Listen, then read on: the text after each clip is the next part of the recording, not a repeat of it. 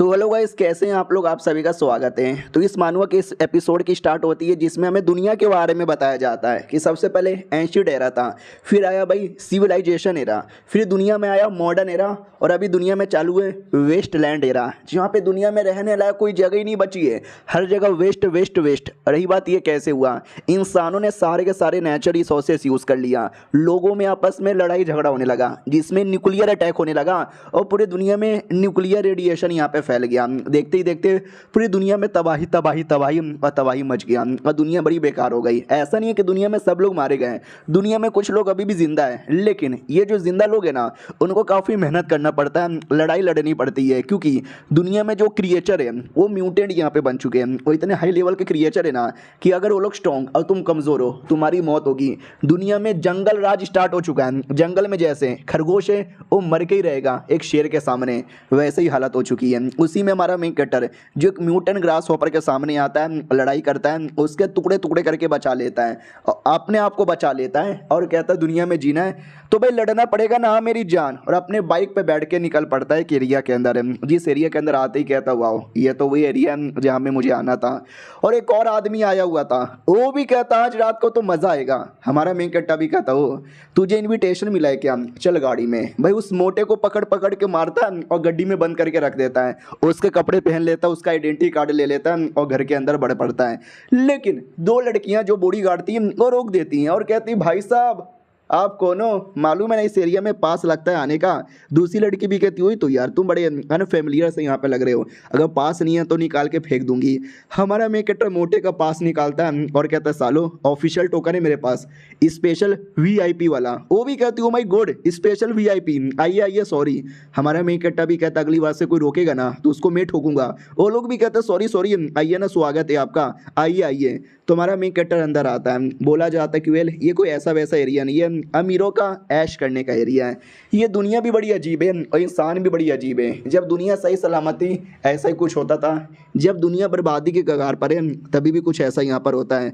Basically जो अमीर लोग हैं वो लोग अपने एंटरटेनमेंट के लिए आते हैं और एंटरटेनमेंट के लिए मज़े करने आते हैं। उतने में होस्ट आती है और कहती है स्वागत है स्वागत है स्वागत है, गरीब लोग निकलो यहाँ से, अमीर पैसे वाले आज की रात उनके लिए ही है, स्वागत किया जाए हमारे नए स्लेब का।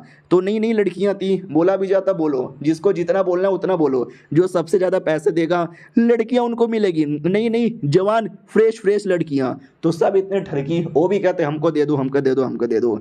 हमारा मेन कैरेक्टर भी कहता है किडनैपर है साले, लोगों को किडनैप करना, उनका बेचना, उनकी सौदेबाजी करना, प्रोस्टिट्यूशन, ये सब उनका काम है। उतने में एक लड़की हमारे मेन कैरेक्टर के पास आती है और कहती क्या हुआ, नीलामी तो वहीं पे चालू है, आप यहाँ पे क्यों बैठे हो, आपको उनके अंदर कोई इंटरेस्ट नहीं है क्या। हमारा मेन कैरेक्टर भी कहता नहीं यार वो लोग बड़े बोरिंग है, मुझे स्पेशल लोग चाहिए। ये भी कहती है आपको स्पेशल चाहिए, लेकिन स्पेशल स्पेशल लोगों के लिए होता है, आप तो नॉर्मली लग रहे हो। हमारा main character special VIP token दिखाता है। लड़की चौंक जाती है कि स्पेशल वीआईपी टोकन, अरे आइए आइए हमारे पास आइए, हम आपको स्पेशल प्रोडक्ट के पास लेके चलते हैं। तो एक कमरे के बाहर आती है और कहती है अंदर जाइए। तो जैसे कमरे के अंदर आता है ना, तो एक लड़की थी, वो भी कहती हेलो शयोमई मेरा नाम है, 18 साल की हूँ, आपको जो चाहिए वो दे दूंगी। जो लेकर आई थी ना वो भी कहती है बोलिए ये वाला माल कैसा लगा। हमारा मेन कैरेक्टर भी कहता है ये वाला माल तो बड़ा गजब यहाँ पर है। वो भी कहती है ठीक है एंजॉय कीजिए मैं आती हूँ, वो चल जाती है। हमारा मेन कैरेक्टर भी कहता और माल कैसी है तू, वो भी कहती मास्टर आप जो बोलोगे मैं वो यहाँ पे करूँगी, जो बोलोगे वो, मतलब सब कुछ। चिपकने लगती है। हमारा मेन कैरेक्टर उसको ज़मीन पे लेके बेड पे पड़ा देता है। वो भी कहती हो आपको रुका नहीं जा रहा। हमारा मेन कैरेक्टर भी कहता ऑफ कोर्स मुझे बिल्कुल भी रुका नहीं जा रहा। वो भी कहती रुकिए ना, आप सामने से करें उससे अच्छा क्यों ना मैं सामने से करूँ। हमारे मेन कैरेक्टर को बेड पे करके ऊपर आ जाती है और कहती है आप जो बोलोगे मालिक वो ही यहाँ पे करूँगी। मैं एक बिल्ली हूँ और मेरे को आपके कोड़े की तलाश है। हमारा मेन कैरेक्टर भी कहता हो यानी तुझे कोड़े खाना पसंद है। वो भी कहती कोड़े नहीं मुझे तो आपके लो। उतने में हमारा मेन कैरेक्टर उसको धक्का देता है और सचमुच का कोड़ा निकाल लेता है और कहता कोड़े खाने का शौक है ना ये ले, मारता है उसको कोड़े से। वो भी कहती मालिक मालिक मालिक मुझे कोड़े का नहीं आपके पकोड़े का शौक था, आप कोड़े क्यों मार रहे हो। हमारा मेन कैरेक्टर भी कहता है कोड़े के अंदर तेरी हवा यहाँ पे निकल गई, जब ढेर ढेर कोड़े यहाँ पे मारूंगा तो तेरा क्या होगा म्यूटेंट बीस्ट। वो डर जाती है, वो कहती है एक सेकेंड भाई तुमको कैसे मालूम चला कि मैं म्यूटेंट बीस्ट यहाँ पर हूँ? तुम कहीं बीस्ट किलर तो नहीं हो ना? हमारा मेन कट्टा भी कहता बीस्ट किलर। अरे नहीं रे, मैं कोई बीस्ट किलर नहीं हूँ, मैं स्पेशल मेंबर हूँ इस एरिया का। देख स्पेशल वीआईपी टोकन भी है। क्या ना भाई, तुम जो बीस्ट हो ना, भले इंसान की तरह बन जाते हो, लेकिन तुम्हारे अंदर से एक स्मेल आता है, एक कोहरा महसूस होता है, जिससे ऑटोमेटिक एक्सपोज हो जाते हो भी कहती है अच्छा यानी मजे लेने आए हो तो मजे लो ना, क्यों फालतू में नाटक करते हो? आपने तो मुझे डरा भी दिया। उतने में हमारा मेन कट्टा लात मार के भागाता है। तो वो बीस्ट अपने रियल फॉर्म में आती है और कहती है कौन है तू मजे लेने नहीं आया है, तू मेरा मजा किरकिरा करने आया है। हमारा मेन कट्टा भी कहता है सही पकड़े हो, मैं तो तुम्हारे शिकार करने आया हूँ। मुझे मिशन मिला था तुम जैसे बिष्टों को जान से मारने का, और मुझे मालूम है तुम अकेली नहीं हो, तुम्हारा पूरा एक टीम है, बुलाओ अपनी टीम को।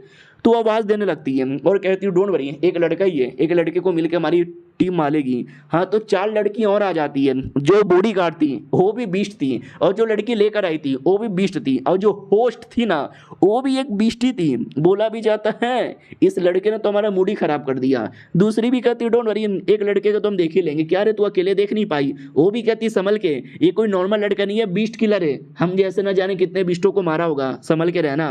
तो वो सब भी अपने रियल फॉर्म में आ जाते हैं और कहते हैं अच्छा अगर ये बीस्ट किलर है तो हम भी अपने रियल बीस्ट फॉर्म में आते हैं। लंबे समय से हमने किसी बीस्ट किलर को नहीं खाया है, आज हमारा पेट भर जाएगा। तो सबके सब अपने डेमोनिक फॉर्म में आने के बाद बड़ी जोश में थी और सबके सब एक बार में अटैक कर देती है। और हमारा मेन कैरेक्टर डरने के बदले कहता वाओ यार, मुझे लगा एक एक करके लड़ाई में बड़ा टाइम पास होगा, अच्छा हुआ कि तुम एक बार में आ रहे हो। और देखते ही देखते हमारा मेन कैरेक्टर अपना वेपन निकालता है, तलिस्मैन निकालता है और क्या अटैक करता है भाई, सारे बिस्टों की कह के ले लेता है। और जो मेन बिस्ट थी वो भी कहती बाप रे तुम्हारे पास तो स्पेशल एबिलिटी है, मैं बच नहीं पाई और मर जाती है। हमारा मेन कट्टा भी कहता है स्पेशल एबिलिटी नहीं, स्पेशल तलिस्मैन, जो कि मैंने तुम सबके साथ ही डील करने के लिए बनाया था। उतने में एक मर्द आता है और कहता ओ माय गॉड, बिस्टों की डेड बॉडी, यानी हमारे एरिया में बिस्ट लोग रह रहे हैं, अरे मम्मी रे जान बचाओ, भागो यहाँ से। तो हमको डिटेल में बोला जाता है कि ये जो 5 बिस्ट बहुत पहले इस एरिया में आए थे, इस एरिया की 5 लड़कियों को जान से मारा था और उनकी जगह लेके रहने लग गए थे। दुनिया में एक 2 तरह के बिस्ट होते हैं, एक म्यूटेंट बिस्ट खतरनाक, जिसको हमने एपिसोड के स्टार्टिंग में देखा था, ग्रास हॉपर वाला, और दूसरा इंटेलिजेंट म्यूटेंट बिस्ट, लड़कियों की तरह जो इंसान बन सकते हैं, उन इंसानों के बीच में रह सकते हैं। ये लोग बड़े खतरनाक होते हैं, इंसानों के साथ रहते हैं, इंसानों को पता भी नहीं चलता, सुमड़ी से मार के निकल के चल जाते हैं। और मैं वाकई में एक बिस्ट किलर हूँ, मेरा काम है ऐसे बिस्टों के बारे में पता लगाना, उनको जान से मारना। मुझे मिशन मिला था इनको मारने का, मैंने मार दिया। और बिस्टों के अंदर अपना एक कोर होता है, इनके अंदर भी एक कोर है, और एक कोर की कीमत बड़ी हाई होती है, और मुझे टोटल 5 कोर यहाँ पे मिल गए, यानी 5 की कीमत बड़ी हाई है। भाई मैं तो बड़ा अमीर बन गया। मैं तुम्हें डिटेल में और बताऊं तो ये जो बीस्ट है ना, आई मीन हम जैसे जो बीस्ट किलर है ना, वो स्पेशल लोग ही बन सकते हैं, जिनको न्यू ह्यूमन बोला जाता है। हम जैसे लोग हैं ना अवेकन हो चुके हैं, हमारे पास नॉर्मल लोग के मुकाबले ज़्यादा पावर है, ज़्यादा स्पेशल एबिलिटी है, तेज़ी से स्पीड है और इंटेलिजेंट दिमाग यहाँ पर है, इसके लिए हमें स्पेशल ह्यूमन बोला जाता है। और यही बात मेरे पास कोई नहीं था, ना माँ बाप कोई नहीं, मैं एक अनाथ यहाँ पे था। एक दिन एक मैडम जी आई, लियू सिंह जिनका नाम था, जिन्होंने मुझे बचाया, पाल पोस के बड़ा किया, मुझे ट्रेनिंग यहाँ पे दी, मुझे स्पेशल यहाँ पे बनाया, और देखो मैं कितना स्पेशल बन गया। जैसे मैं बड़ा हुआ तो मुझे ज्वाइन करने का मिशन मिला, मैंने ज्वाइन किया और मैं एक बीस्ट किलर यहाँ पे बन गया। पहले मैं C रैंक के बिस्टों को मार पाता, फिर B रैंक के, फिर A रैंक के, और अब तो मैं S रैंक के बिस्टों को भी मार लेता, स्पेशल एबिलिटी के अलावा स्पेशल आर्टिफैक्ट जैसे कि special codon, special lightning ability और स्पेशल तलिस्मैन यूज़ करता हूँ। यानी मेरी जो ज़िंदगी है ना बढ़िया चालू है, और ये चैप्टर यहीं पे ख़त्म हो जाता है। मिलते हैं किसी और वीडियो में, जब तक के लिए बाय बाय। तो हेलो गाइस, कैसे हैं आप लोग? आप सभी का स्वागत है। पिछले एपिसोड में देखा था हमारा मेन कैरेक्टर अपने मिशन पूरा करके वापस अपने घर पे आता है और कहता है रात हो गई है, काम बहुत कर लिया हूँ, थोड़ा सा सो जाता हूँ। तो हमारा मेन कैरेक्टर सो जाता है और जैसे सोता है ना तो उसकी आँख खुलती है, वो आँख खुलती है ना, वो अपने आप को एक अलग ही दुनिया में पाता है। सोचो जिस दुनिया में ये रह रहा था ना, वो नॉर्मल दुनिया से वैसे ही अलग थी, लेकिन अब एक और भी ज़्यादा अलग दुनिया के अंदर आ चुका था, और आते ही पूरी तरीके से डाउट में भी था कि ये कैसी दुनिया है, क्या क्या दुनिया है। उतने में एक छोटी सी बच्ची जैसी कोई डेमन जैसी क्रिएचर है ना, वो वहाँ पे अपीयर हो जाती है और कहती है हेलो मास्टर, कैसे यहाँ पर हो, बोलो आगे का क्या काम है। हमारा मेन कट्टा भी कहता आगे का कुछ भी काम नहीं है। यानी वो खुद बोलना नहीं चाहता था, ऑटोमेटिक उसके मुंह से ये बातें निकले जा रही थी, जैसे कि मैं किसी और की बॉडी के अंदर हूँ और ये सारी बातें वही बंदा यहाँ पे बोले जा रहा है। यार क्या हो रहा है मेरे साथ? मुझे जहाँ तक याद है मैं कोई मिशन यहाँ पे कर रहा था, मिशन पूरा होने के बाद मैं सो गया और जैसे मेरी आँख खुली ना, मैं अचानक से कैसे दुनिया के अंदर आ गया। ये दुनिया कितनी कितनी अलग है, मेरी दुनिया के मुकाबले तो बहुत ज़्यादा अलग है। मुझे एक बार अच्छे से याद करने दो एक्जैक्टली हुआ क्या मेरे साथ। मैं सो गया और जैसे मेरी आँख खुली मैं लिटरली एकदम अलग ही एरिया में अपने आप को पाया। मैं कम्प्लीटली डाउट में आ गया, ये हो क्या गया। एक अलग ही दुनिया, जो दुनिया कम्प्लीटली बर्बाद है, मेरी दुनिया से भी ज़्यादा बर्बाद यहाँ पर है। मैं पूरा डेड बॉडी हर जगह पड़ी हुई थी। देख के भाई मेरे को उल्टी उल्टी भी आ गई। मैं यहाँ भागा वहाँ भागा, सपना है क्या। और मेरे पास एक कमाल का आर्टिफैक्ट था अपनी दुनिया का, बीस्ट किलिंग एबिलिटी में से एक आर्टिफैक्ट था जिसके द्वारा मैं किसी भी चीज़ को एनालाइज करके इन्फॉर्मेशन पता लगा सकता हूँ। तो मैंने एनालाइज किया और ये दुनिया में भी काम कर रहा था। और सामने एक महल जैसा यहाँ पे था, जो देखकर मैं और ज़्यादा चौंक गया कि ऐसी चीज़ें तो मैंने किताबों में पढ़ी थी। और एक सेकंड भाई, चक्कर आ रहे हैं, मेरा सर यहाँ पे दुख रहा है, जैसे कि मेरे दिमाग में ये इन्फॉर्मेशन आ रहा है। हाँ, तो इन्फॉर्मेशन आता है, ये पता चलता है कि जैसे हमारी पृथ्वी है उसमें कोई कल्टीवेशन वल्टीवेशन नहीं होता। जहाँ पे हमारा मेन कैरेक्टर रहता था वो भी एक नॉर्मली दुनिया थी, कोई कल्टीवेशन वाली नहीं थी। लेकिन ये दुनिया एक कल्टीवेशन वाली दुनिया थी, जिसके अंदर एक दिन अचानक से हम अलग ही कुछ हो गया, जिसके चक्कर में पूरी तरीके से स्पिरिचुअल पावर चूस लिया गया। और जो इंसान लोग हैं ना, उनको भी ऐसा चूसा गया कि कोई भी इंसान बच नहीं पाया। और तभी तो देख सकते हैं पूरी दुनिया ही बर्बाद हो गई है। इंसान लोग अभी भी जिंदा है, लेकिन सब लोग यहाँ पे जिंदा नहीं है। अगर तुम्हें दुनिया में और जिंदा रहना है ना, तुम्हें सेठ के अंडर में आना पड़ेगा। और सेठ वाले कहते तो हैं कि हम तुमको सपोर्ट करेंगे, तुमको ये करेंगे, तुमको वो करेंगे और तुम्हें अपनी टीम में ले लेंगे। लेकिन ये सब भी बस एक दिखावा है।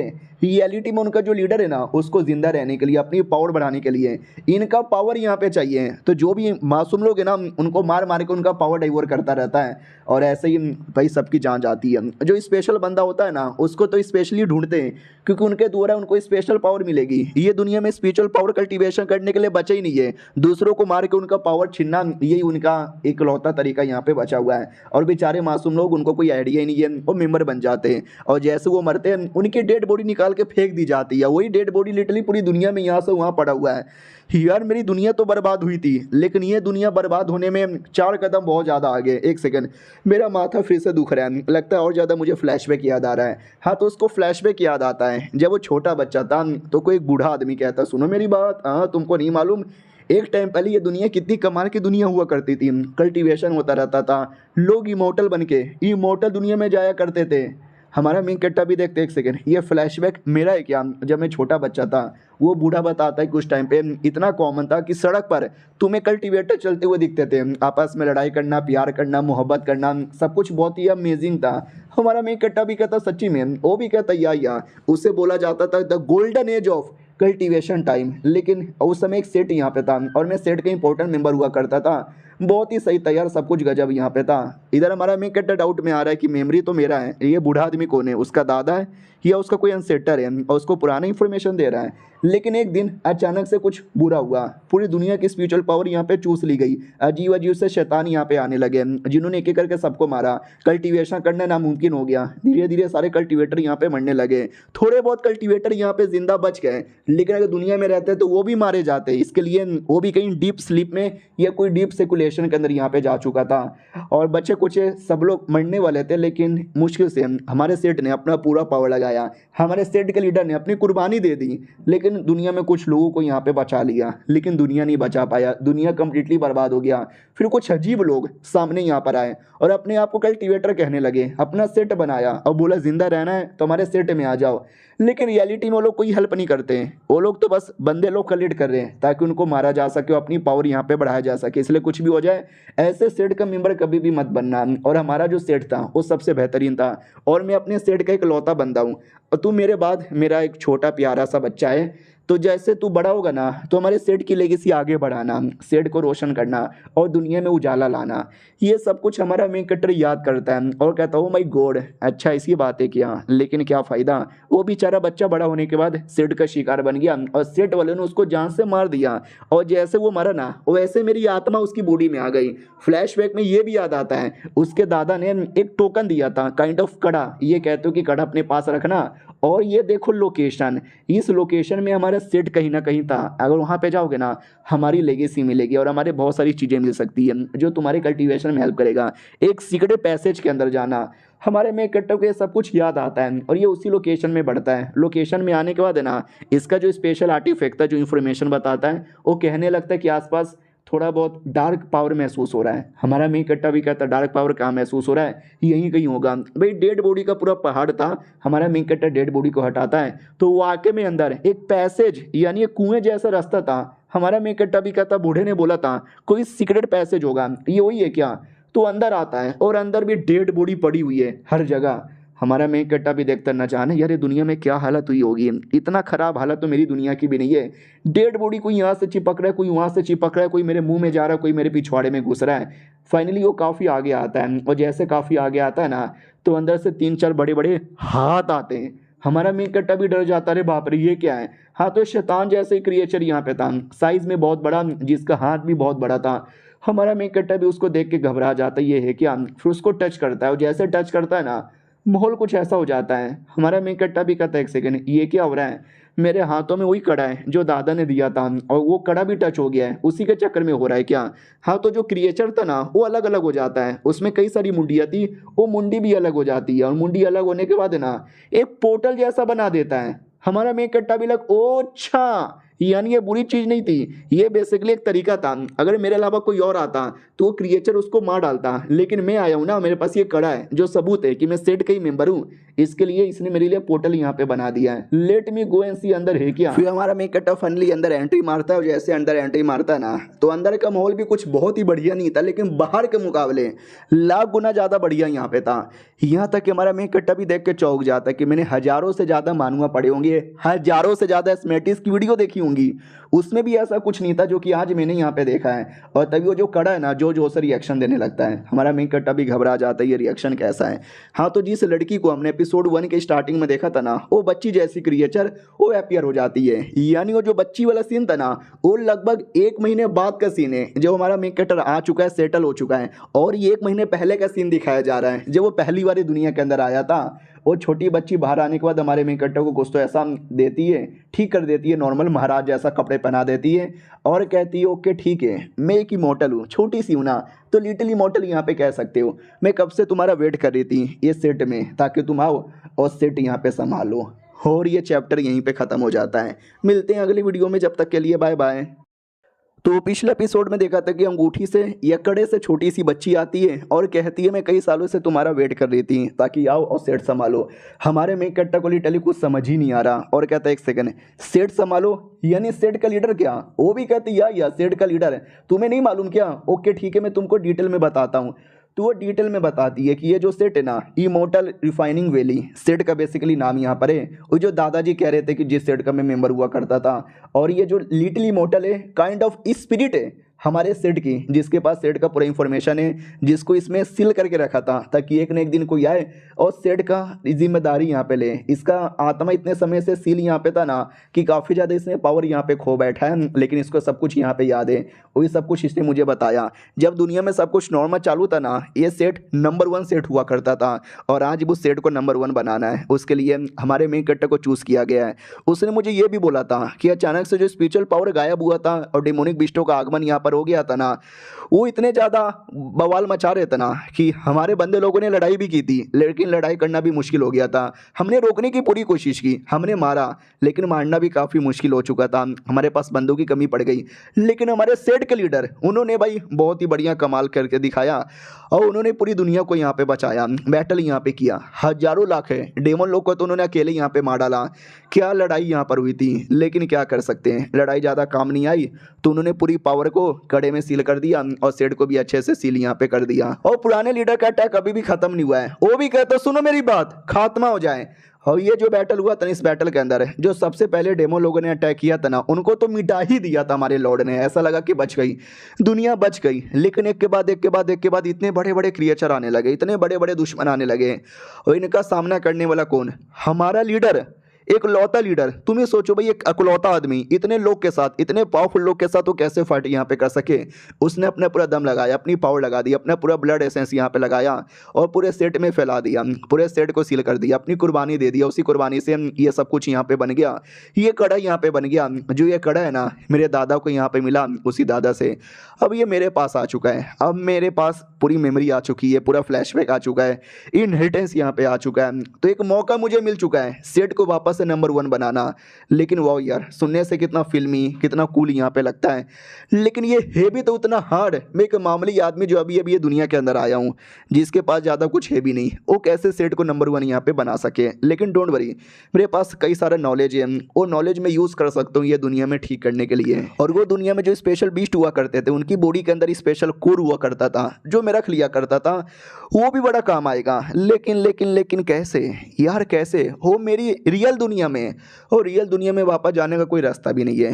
वो लड़की लिटिल इमोर्टल कहती, क्या हुआ, क्या सोच रहे हो? हमारा मैं कट्टा भी कहता कुछ भी नहीं, बस ये कह रहा था कि मुझे नींद आ रही है, सोने का कोई जगह मिलेगा? वो भी कहती हाँ हाँ मिलेगा ना, आइए ना मेरे साथ। कमरे में लाया जाता, बोला जाता सो जाओ। हमारा मैं कट्टा भी कहता ठीक है भाई, वो भी कहती है ठीक है। हमारा मैं कट्टा यही सोच रहा था, काश सो जाऊंगा और अपनी दुनिया में पहुंच जाऊंगा, फिर वहां से आइटम लेकर आ जाऊंगा। भाई वाकई में ऐसा ही होता है, जैसे उसकी आँख खुलती है वो वापस अपने मेन दुनिया में आ चुका था, अपनी मेन बॉडी के अंदर।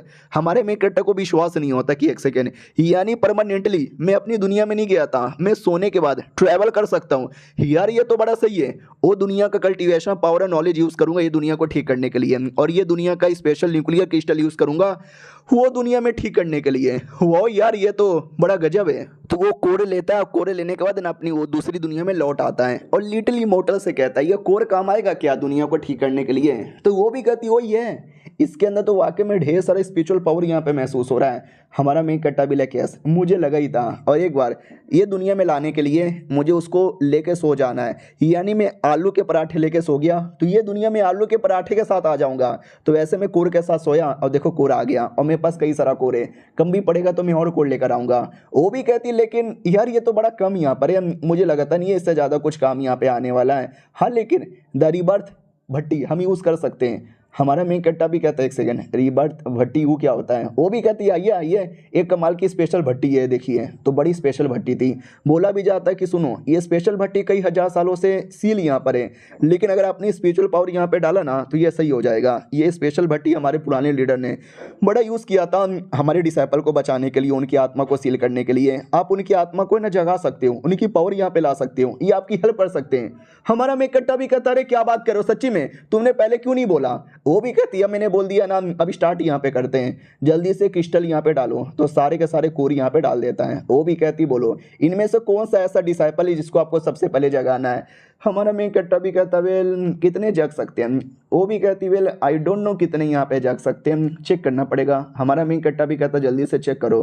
तभी अचानक से कुछ ऐसा आग जैसा रिलीज होता है। हमारा मेन कट्टा भी कहता ओ माय गॉड ये क्या है? वो भी कहती डरो मत, हमारा एक डिसाइपल की बॉडी तैयार हो गया, वो डिसाइपल आने वाला है। तो आग जैसा क्रिएचर हमारे मेन कट्टा के पास आके भटकने लगता है। हमारा मेन कट्टा भी कहता है क्या है भाई, होश में आओ। तो धीरे धीरे वो जो आग जैसा क्रिएचर है ना, इंसान का रूप लेने लगता है। एक डिसाइपल एक लड़की का, वो लड़की डरे कहती ओ साले कौन है तू? हाँ मेरे से दूर यहाँ पर है, वो कोई ऐसा वैसा आग नहीं है, मेरा स्पेशल समाधि फायर है। और एक सेकेंड, तुम्हारे हाथों में ये स्पेशल ब्रेसलेट, इसका मतलब तुम?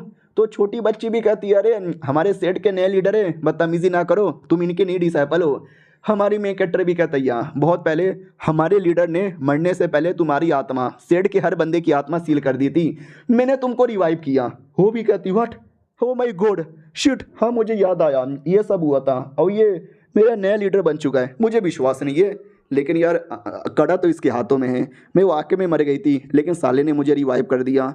यानी ऐसा मजाक नहीं है, ये सब सच यहाँ पर है। लेकिन तुमने मुझे क्यों अवेकन यहाँ पे किया? हमारा मेन कैरेक्टर भी कहता ताकि तुम मेरा टीम ज्वाइन कर सको, हमारा सेट जो 1000 साल पहले बर्बाद हुआ था उसको हम रिवाइव कर सके।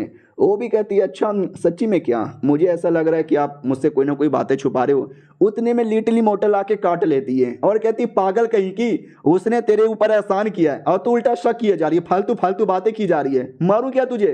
वो भी कहती छोटी बच्ची दूर है मुझसे। साली मैं अपने टाइम पे कितनी कमाल की हुआ करती थी और आजकल छोटे बच्चे मुझे काट भी रहे हैं। और रही बात तेरा, साले मैं तेरी गुलाम नहीं बनूंगी ना तेरा डिसाइपल बनूंगी, तेरा मुंह तोड़ूंगी। भैया अटैक करने वाली थी, लेकिन हमारा मेन कैरेक्टर चैन निकाल कर पकड़ लेता है, बिजली का झटका भी देता है। लिटिल इमोर्टल भी कहती है हमारे नए लॉर्ड यहाँ पर है और पुराने लॉर्ड की एबिलिटी थी। एक सेकेंड, आपके पास ये एबिलिटी कब आई? हमारा मेकट्टा भी कहता रही है एबिलिटी आ गई तो टेंशन काहे लेती है, लड़की तड़प रही है, रो रही है, क्या है प्लीज मुझे छोड़ो, मुझे जाने दो, ऐसा ना करो। लेकिन रियलिटी में क्या ना, हमारा मेकट्टा जैसे आया था ना वैसे वो जो कड़े के अंदर से महसूस हो रहा था कि एक इनविजिबल चैन है, जो चैन है ना कहीं कनेक्ट हो रही है। फिर जैसे इसने मुझे भट्टी दिखाई तो भट्टी के अंदर जो आत्मा थी ना, आत्मा के साथ कनेक्ट हो रही थी, यानी पुराने लीडर ने हर आत्मा को अपनी चैन के साथ कनेक्ट करके रखा था, वहीं से मैंने कंट्रोल कर लिया। ये कोई एबिलिटी मैंने नहीं सीखी है। और ये चैप्टर यहीं पे ख़त्म हो जाता है। तो यही 3 एपिसोड तक कैसा लगा, बढ़िया लगा तो सपोर्ट करो, कल से डेली वीडियो आएगा, नहीं तो हम कोई और मानुआ देख लेंगे। मिलते हैं किसी और वीडियो में, जब तक के लिए बाय बाय।